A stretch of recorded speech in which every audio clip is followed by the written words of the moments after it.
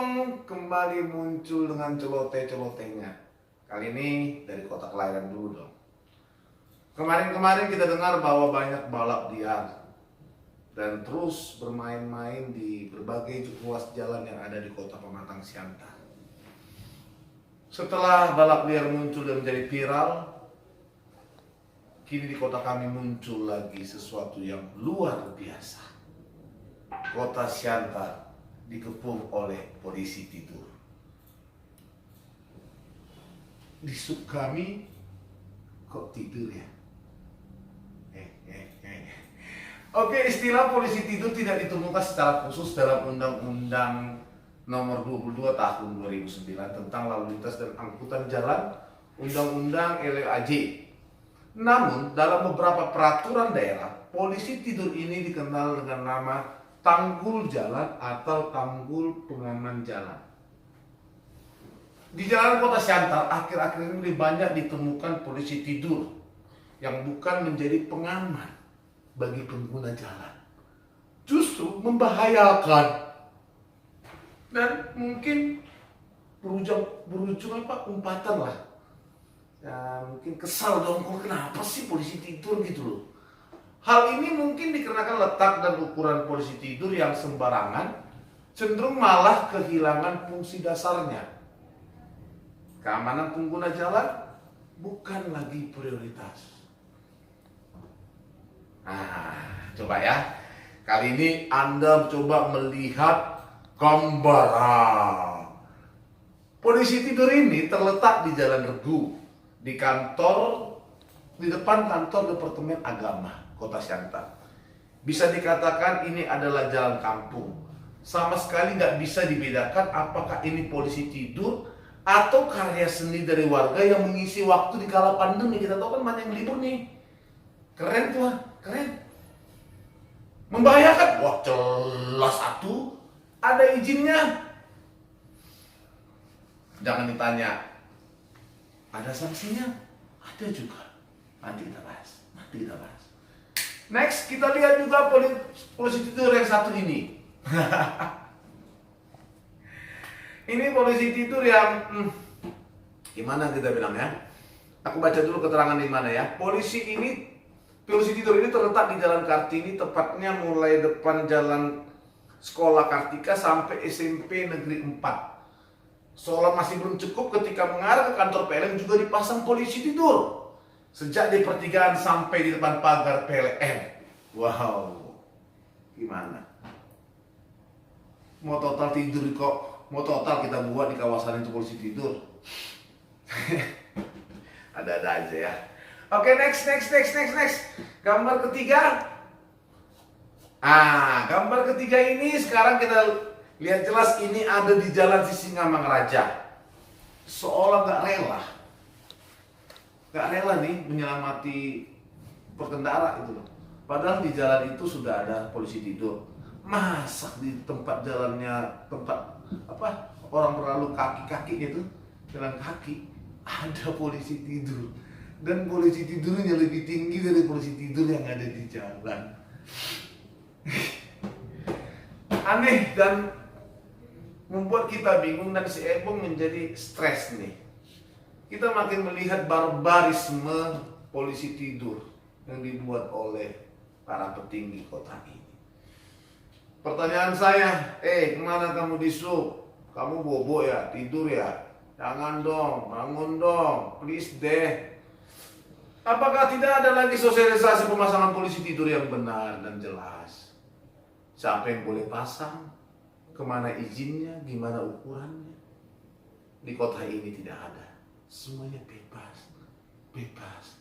Dan kita juga nggak tahu siapa yang masang. Tapi kalau kita mau lihat alas hak pembuatan polisi tidur, membuat polisi tidur di Indonesia diatur oleh Keputusan Menteri Perhubungan Nomor 3 Tahun 1994 tentang alat pengendali dan pengaman pemakai jalan. Secara fisik, sudut kemiringan polisi tidur harus 15% lebar atas 15% dari 150 mm. dan tinggi maksimumnya tidak lebih dari 120 mm. Untuk jalan kota, misalnya kita pasang polisi tidur, harus ada izin dari wali kota. Nah, dari sini aja sudah kelihatan mana polisi tidur yang beneran tidur dan polisi tidur yang terlihat seakan dia berdiri. Ngeri kali Leto. Dan kalau kita juga lihat bahwa lokasi pemasangan polisi tidur, selain fisik dari polisi tidur, ada 3 tempat yang disetujui pemasangan polisi tidur. Ingat, 3 tempat.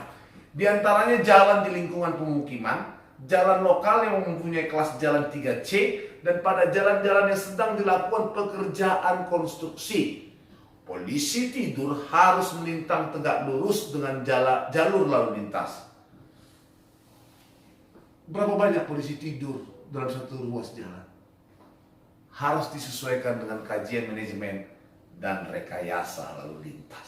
Bukan sembarangan seperti kita lihat di Jalan Kartini tadi menuju kantor PLN MH Sitorus. Ngeri kali lah itu. Nah, biar tahu ya cara pemasangan nih, Ebong kasih nih, sama ini, baca dulu, biar paham, jangan kita semakin hari semakin tidak ngerti. Padahal sekarang pengetahuan bisa gampang kita ketahui, tinggal kita googling. Tapi nyatanya lihat tuh pemasangannya. Kali ini Ebong kasih nih. Oke, udah ya. Nah, nih kalau nih sanksi kalau kita sembarangan membuat polisi tidur nih. Membuat polisi tidur sembarangan bisa kena sanksi penjara atau denda puluhan juta rupiah. Hal ini tertuang dalam peraturan nomor 22 tahun 2009 tentang lalu lintas dan angkutan jalan. Pada pasal 274 menyebutkan setiap orang melakukan perbuatan yang mengakibatkan kerusakan atau gangguan fungsi jalan seperti yang dimaksud pada pasal 24 ayat 1 dapat dipenjara paling lama 1 tahun dan denda paling banyak 24 juta. Dilanjutkan pada pasal 275 ayat 1 bahwa setiap orang yang melakukan perbuatan yang mengakibatkan gangguan pada fungsi rambu lalu lintas, marka jalan, alat pemberi isyarat lalu lintas, fasilitas pejalan kaki, dan alat pengaman pengguna jalan sebagaimana dimaksud dalam pasal 28 ayat 2 dipidana kurungan paling lama 1 bulan dan denda Rp250.000.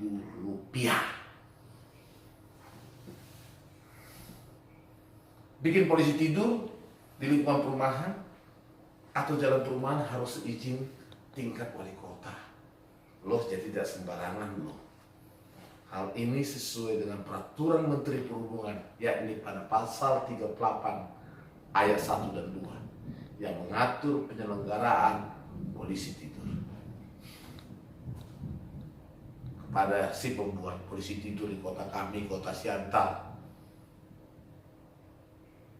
masih ngaco bikin polisi tidur, masih sembarangan bikin polisi tidur. Besok, ayo dong, bereskan itu. Jangan ikutan tidur loh. Jangan ya. Oke. Kembali lagi selesai obrolan celoteh-celotehnya.